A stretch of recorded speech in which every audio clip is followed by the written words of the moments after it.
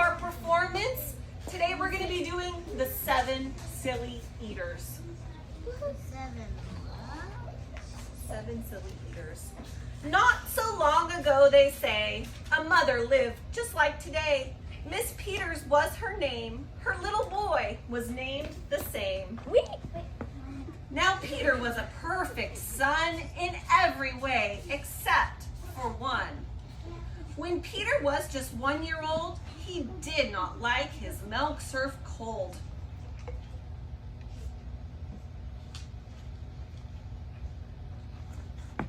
He did not like his milk served hot. He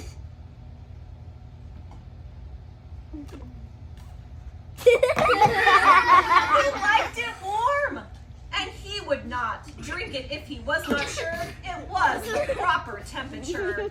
But Miss Peters did not mind. She was a mother, sweet and kind. And when his milk spilled on the floor, she patiently prepared some more. She'd take the bottle from the shelf and chuckle softly to herself. What a silly sort of eater. Is my favorite eater. When Peter had not yet turned 2, another baby, sweet and new, was born. Dear Lucy, small and fair, with big brown eyes and curly hair. But long before this child was grown, she had opinions of her own.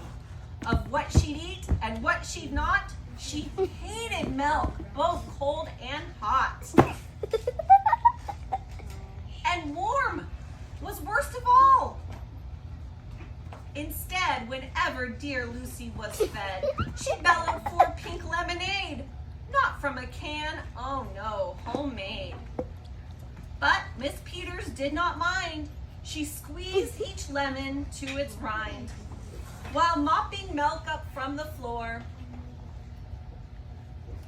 and patiently preparing more. She'd take the lemons from the shelf and giggle softly to herself. Are Lucy Dear and Peter Peters. Are Lucy Dear and Peter Peters. Now Lucy grew and Peter grew till he was 3 and she was 2. And who was 1?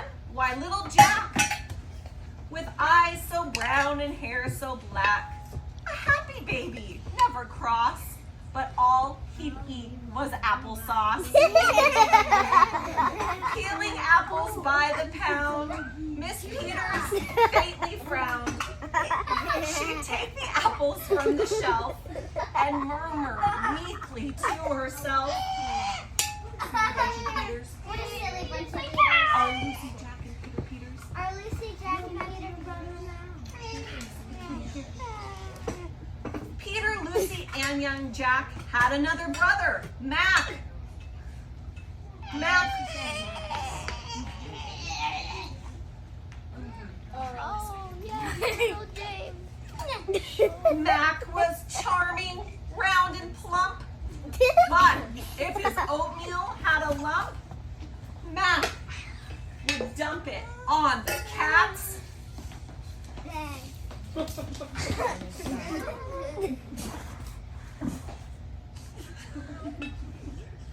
Miss Peters hated that.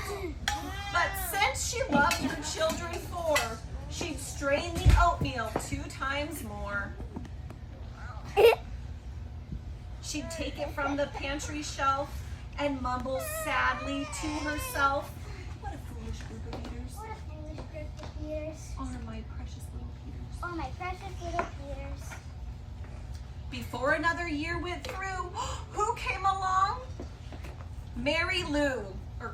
Lilu.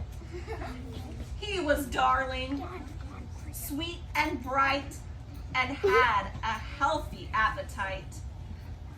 That is, as long as he was fed soft and squishy homemade bread. Poor Miss Peters got no rest, but still she did her very best.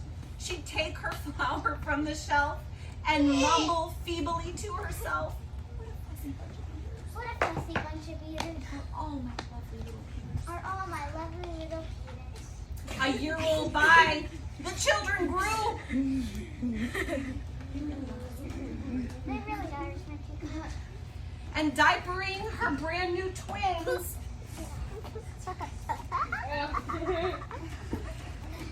Little sisters, quick and smart, impossible to tell apart.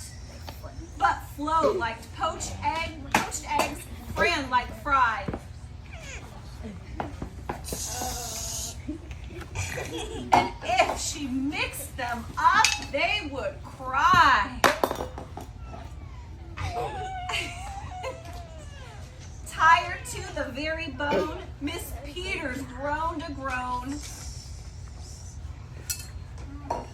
She'd take the eggs down from the shelf and whisper weakly to herself, "What persnickety Are all my 7 Peters. Now time went by, as time will do, and as it passed, the children grew.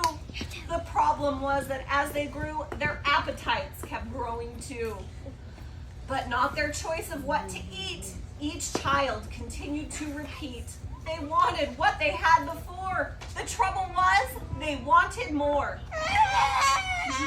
Creamy oatmeal, pots of it, homemade bread, and lots of it. Peeling apples by the peck. Miss Peters was a wreck. She wiped her brow, a heavy sigh. Another year was passing by. In fact, she realized with sorrow her birthday would arrive tomorrow. Drearily, she shook her head and wearily went up to bed. Okay, everybody go to bed.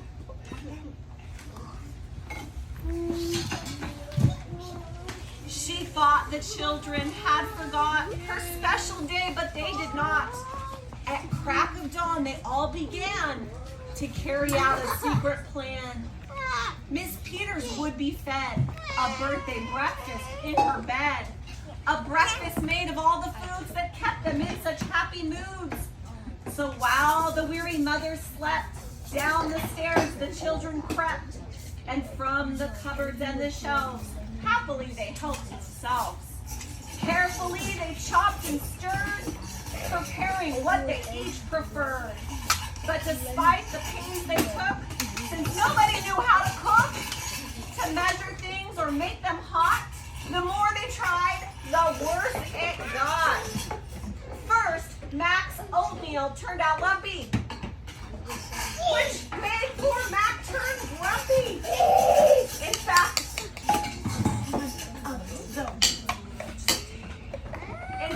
the lumps got him so cross, he dumped them in Jack's applesauce. The brother Jack, so much he threw in the dough of Wee Lou, who tossed the mismatched Jack made straight into ruby lemonade. Face your audience, guys.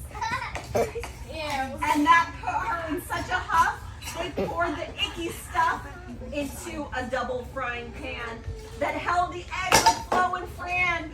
Who flung the hodgepodge on the spot into the milk in Peter's pot.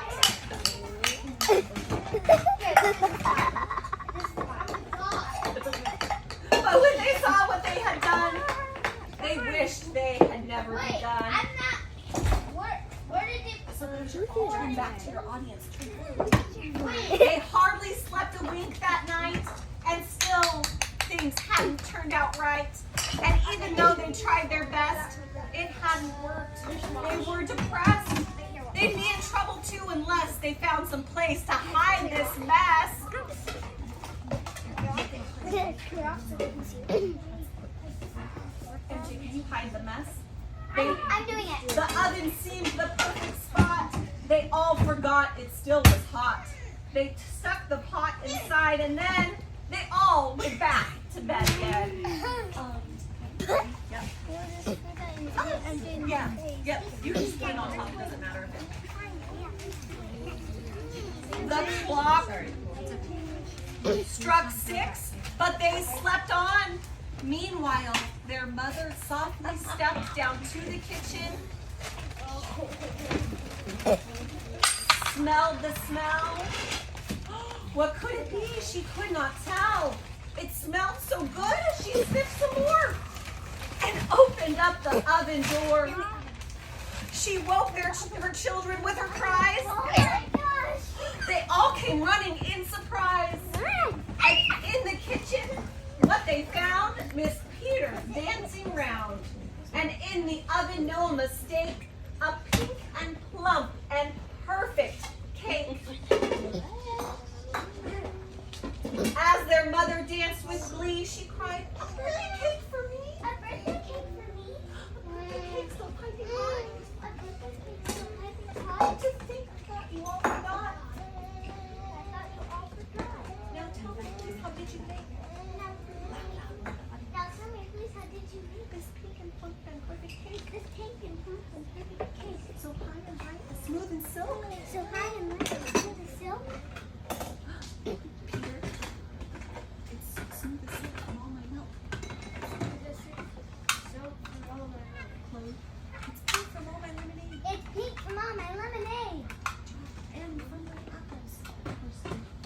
And from my apples. My oatmeal made it soft. My oatmeal made it soft. My bread dough too. My bread dough too. But you should put this there. As for its size, it was my eggs that made it rise.